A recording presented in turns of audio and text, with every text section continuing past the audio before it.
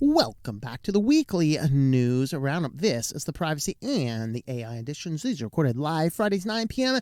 Eastern Standard Time, streaming on 5 different platforms. Yes, 5, in case we get banned for teaching people how to do tutorials on software available in the Google Play Store again.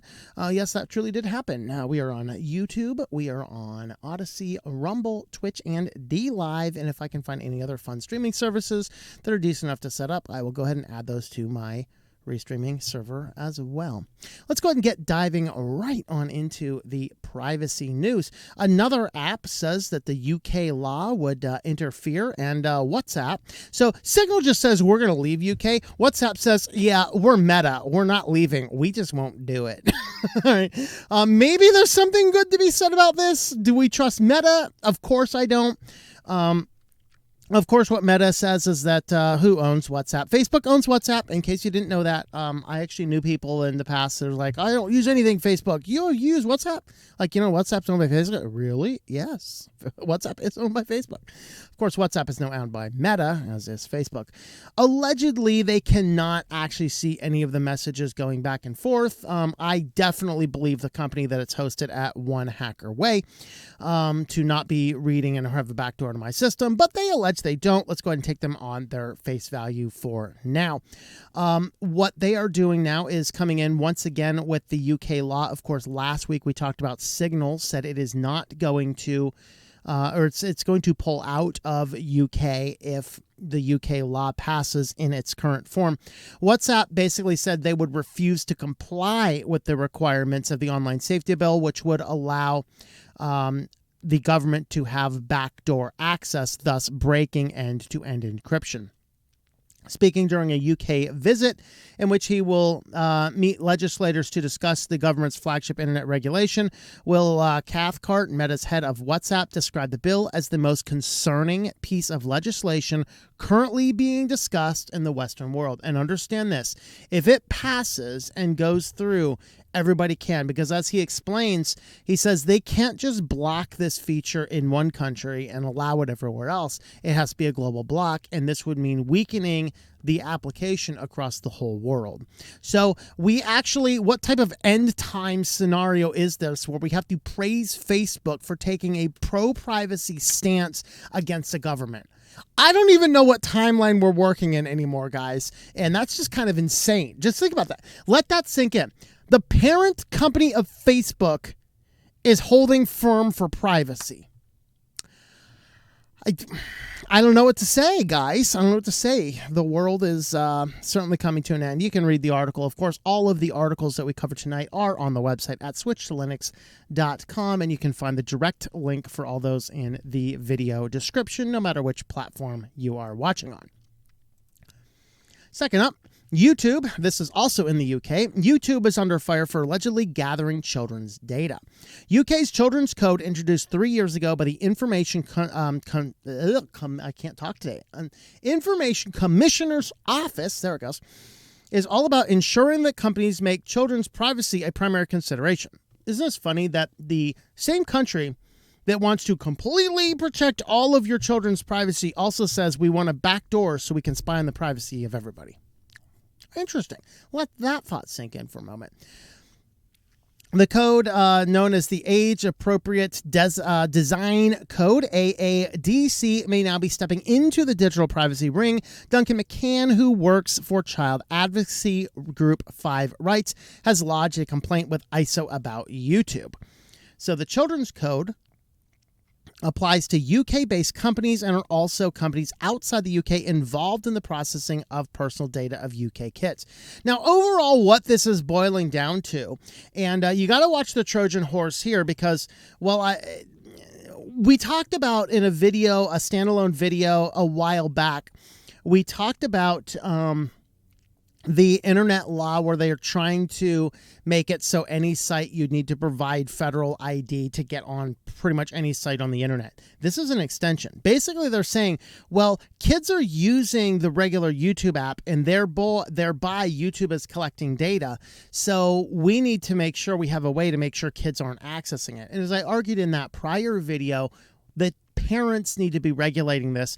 And it will really destroy a lot of the internet if we have to provide government IDs in order to get onto any site on the internet.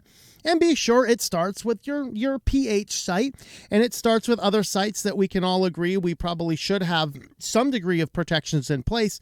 But the reality is, it is up to the parents to regulate it. This whole thing says like kids should be on YouTube Kids, which allegedly does not collect all of this data and do anything with it.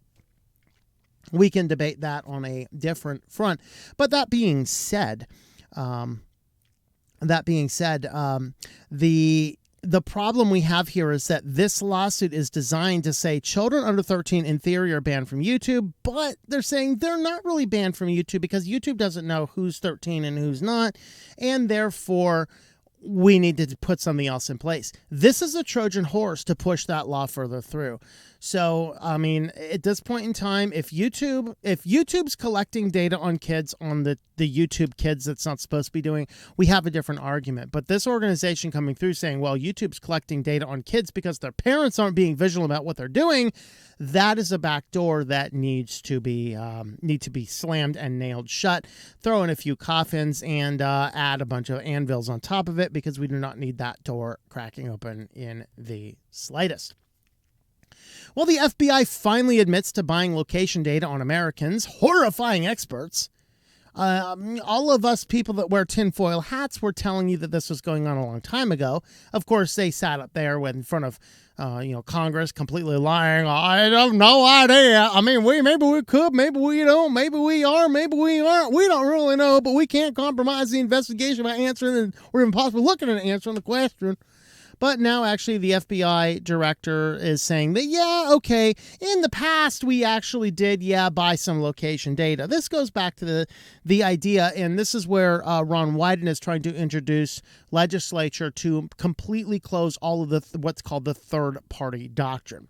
Remember, the third-party doctrine is the government's way around the Fourth Amendment, which says you cannot have any illegal search or seizure. You need to have a warrant to do any information. Well, they're saying, well, we're not spying on anybody. We're just buying commercially available data because these big tech companies, which are pervasive in our life, collecting all of the data and then just handing it over. I mean, they're just offering to sell it. We're just offering to buy it. I mean, come on, capitalism, right? That's the thing. So now they're actually saying, now this was before, I think, to my knowledge, I did not have, never mind. That was Bill Clinton, wasn't it? To my knowledge, we do not currently purchase commercial database information that includes location data derived from internet advertising, Rice said. I understand that we previously, as in the past, purchased some such information for a specific national security pilot project. He just didn't say that pilot project was spying on everybody in the world. Never mind. Okay, that's an allegation. That was just me being snarky. Don't take that as fact. But that's not been active for some time. So, I've heard that expression, Richard Nixon couldn't explain the 18-minute segments missing from his tapes, and Bill Clinton couldn't explain the D.D. Braun as a briefcase. I don't know. He just couldn't explain what was going on over here. Anyway, FBI and EFF did not immediately respond to their comment. EFF actually did respond back, saying U.S. government agencies must not be allowed to do an end run around the Fourth Amendment by buying private information from data brokers who collect information about the precise movements of hundreds of millions of people without their knowledge and meaningful consent. Extremely sensitive information can reveal where we live and work and who we associate with, and where we worship, protest, and seek medical care. So, and that's really the principle. We have to recognize that they are using all this data. This is why you need to be careful with these things, okay? My phone does not collect any meaningful location data because I don't use any closed source apps, and I barely use any apps at all, and we never have location service on the phone. And basically, I make sure to audit everything that is on my device, which runs Lineage and routes internet traffic through Tor and a bunch of other fun things to maintain the privacy and security of my phone. And that's the type of stuff that we should be doing. Of course, I have a video about how to install Lineage on this Razer phone. Of course, it's just as easy to install it on several different things. And on to our final story tonight. This actually came up with a couple of different headlines that boils down to information involved in a in a report looking at the privacy violations in a welfare state, that's specifically looking at Denmark. So in this, what they're basically looking at is, it boils down to this. This is a fairly long article, so we're not going to go through and read portions. I did read all this. I wanted to basically summarize it saying this. The government is trying to, of course, make sure that people are using money for appropriate things. So they're like, we're going to give out all this money, but we want to make sure you're not using the money for inappropriate things. So you shouldn't be collecting welfare and going on expensive vacations and staying at big hotels and doing all sorts of other things. Of course, this is Denmark. In the United States here, I think it's perfectly justifiable that if you want to get welfare money, you should pass a drug test. Because I can't even get a job in this country without passing a drug test. Yet you want to take my tax dollars, refuse to work, and not pass a drug test? Because I got news. Well, they can't use welfare to buy drugs. Well, A, yes, they can. They have fun workarounds. But B, if any money they're spending on drugs is money that they could be spending on food. And so if you want to smoke or drink or do any other form of drugs, hey, you make yourself an income, have yourself a job, have expendable income, and don't take off the taxpayers' dollars. Of course, when Florida introduced such a law, it overwhelmingly was shut down or whatever else. I forget all the details on that one. It was a long time ago. That being said, though, over here in Denmark, they actually do want to make sure that the money is being used appropriately. And so this means that the government is starting to do a lot of things to look into a lot of the stuff going on behind the scenes and just basically monitoring everybody. Now, the reason this is so important is because remember that all of the discussion about AI and robotics, the government right now is seriously looking into the concept of UBI. If you're not familiar with UBI, this is the Universal Basic Income. The Universal Basic Income is, we're going to give everybody in society a basic amount of money. Well, when the government starts saying, here's your basic amount of money, they want to spy on you to make sure you're using that money appropriately. Now, it's a difference with UBI versus welfare. I get that. One case, it's everybody, so who cares what you spend it on? The other people, it's just like, yeah, okay, maybe we should be paying more closer attention to what they're spending it on. But that's the fact. So the article, basically, this looks at a variety of different steps and things that people did.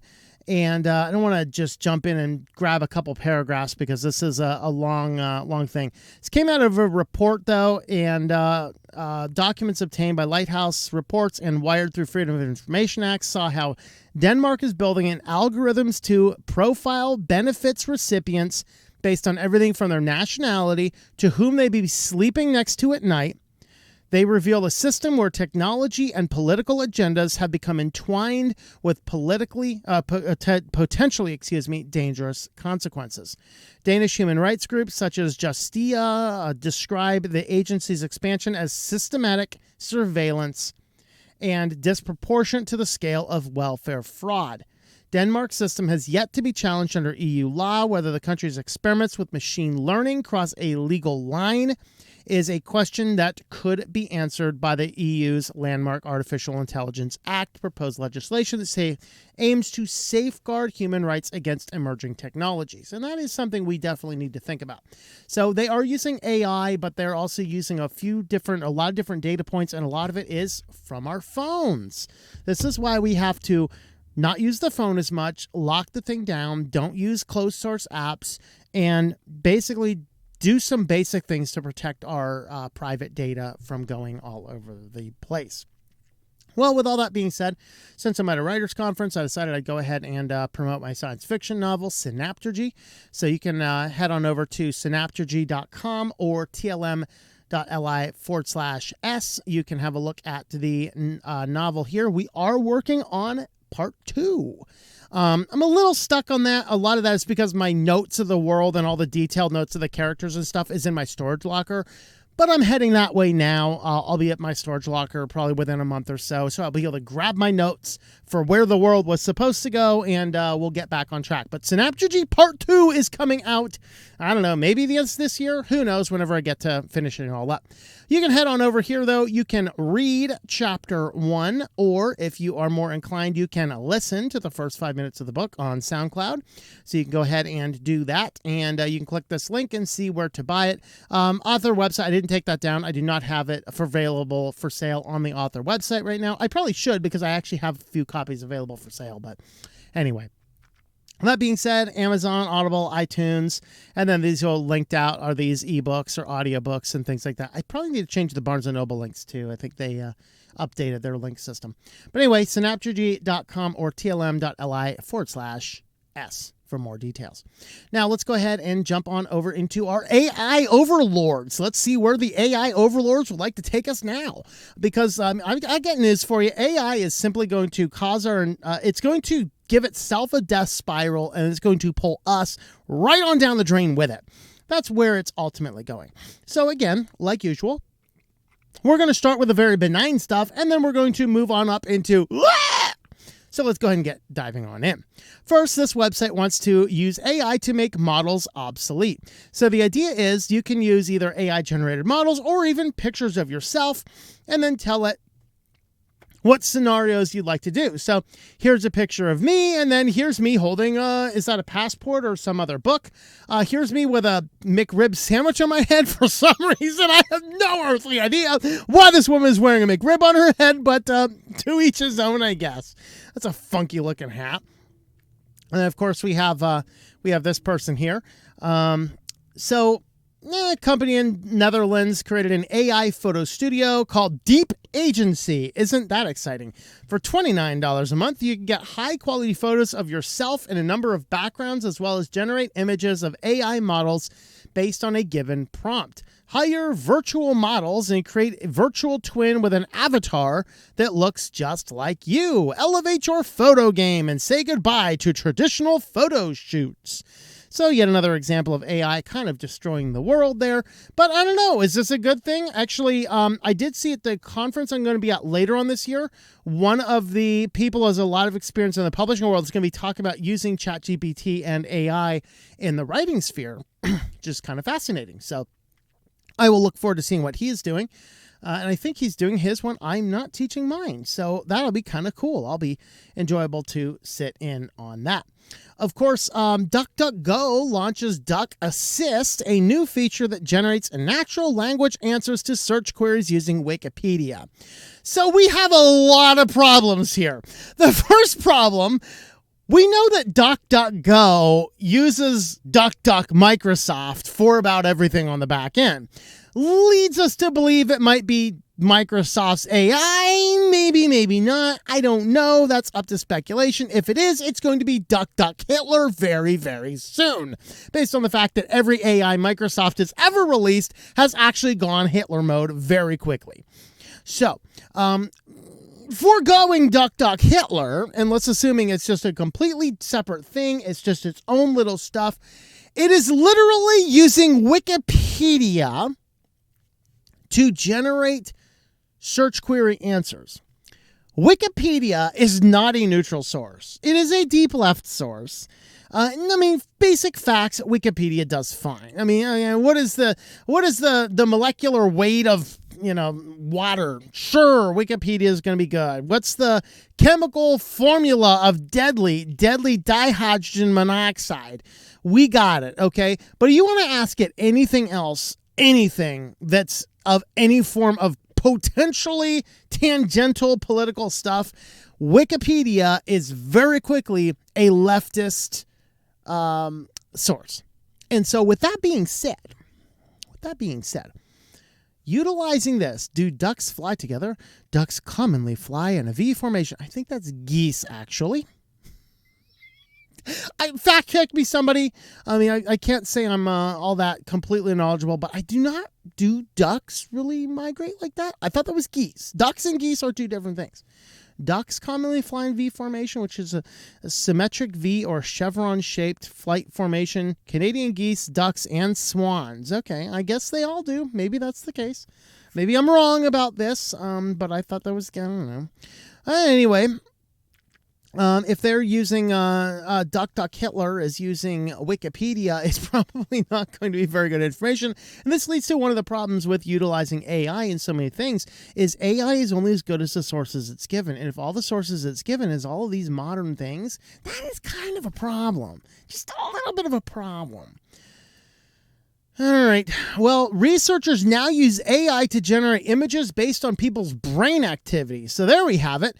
Now you can be kidnapped, held hostage. They'll hook up wires to you. The computer wires are going to be hooked on back into some machine, and they're going to be able to visualize the things that you're seeing. So some of these were a little bit good. I could not get a bigger picture of these. Vice did not actually give us a bigger picture. Let me see if I can just scroll in here so we can see what some of these guys actually look like. There we go. So I think the top picture is what was being looked at. A red box in the top row, and images reconstructed from signals in the bottom row. So the top is what people were actually looking at, and the bottom is what the AI actually did. Now, I have no idea what's up with these square blocks of fake people here. That is totally weird. And this teddy bear is terrifying. That is like, you may as well have given you Pennywise the Clown or something.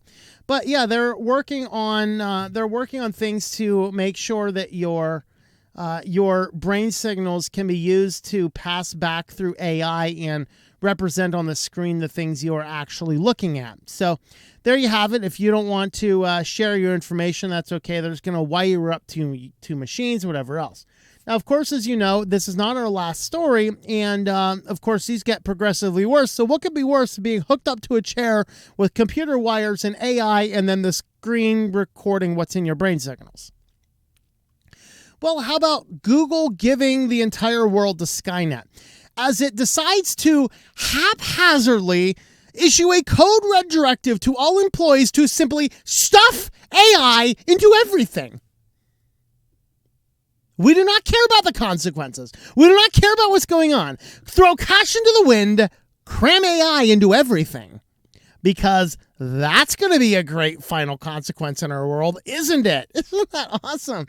OpenAI continues its march to take over the world, much like the chagrin of the masters of the universe over at Google, whom everyone, and themselves included, assumed would be the first and dominant name in artificial intelligence. Now, with overwhelming success of OpenAI's ChatGPT and Microsoft's multi-billion-dollar interest in the company, Google beholds a potential existential threat and has entered full panic mode. Google's senior management has now declared a code red at the company and issued an internal directive requiring generative artificial intelligence to be incorporated into all of its products used by billions of people within months. Yeah. There we have it. Let's not worry about the consequences. Let's not stop and think about what could possibly happen. Let's just go ahead and cram AI into everything. What could possibly go wrong, says Sonny. So, I'm just lost for words as to what could possibly happen with the result of this. Well, if you'd like to help support the channel, we do have a Patreon page. You can join us over there on Patreon. Patreon.com/TOMM. You can join us on over there. Help keep the channel going. And maybe the AI overlords will allow me to continue surviving in the world. Thanks for watching, and we will see you next time. Thank you for watching this video from Switched to Linux. This channel would not be possible without the backing of the program supporters scrolling on the screen now. You can be a supporter at Patreon at patreon.com/TOMM or at thinklifemedia.com. I also want to thank the open source community who creates such excellent software that makes producing this show possible. Please remember to support your software communities. Thank you, and I hope that you enjoy switching to Linux.